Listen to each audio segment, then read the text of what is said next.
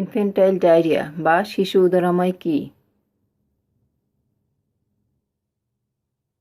শিশুদের বারবার তরল মল ত্যাগ করাকে ইনফ্যান্টাইল ডায়রিয়া বা শিশু উদরাময় বলে। ইনফ্যান্টাইল ডায়রিয়া এর কারণ কি?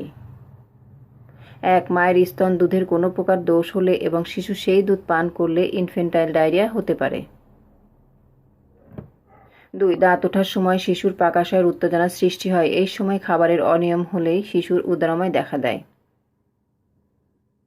3. অতিরিক্ত গরম, অতিরিক্ত শীত, ঠান্ডা মাটিতে বসা, বৃষ্টিতে ভেজা, স্যাঁতসেঁতে স্থানে বসবাস করা বা রাতে ঠান্ডা বায়ুতে থাকলেও শিশুর উদরাময় হতে পারে।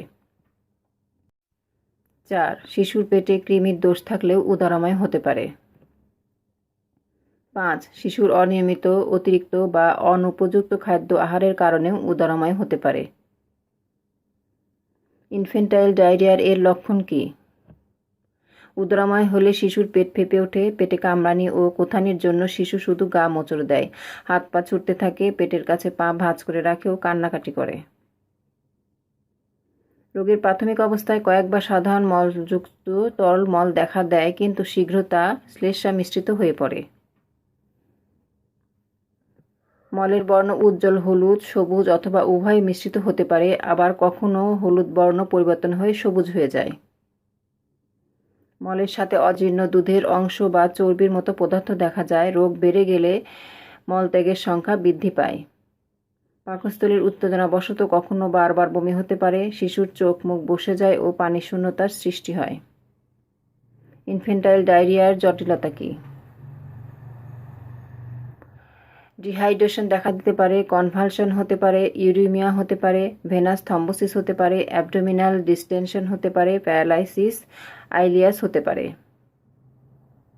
ইনফ্যান্টাইল ডায়রিয়ার ভাবিফল বা পরিণতি কি?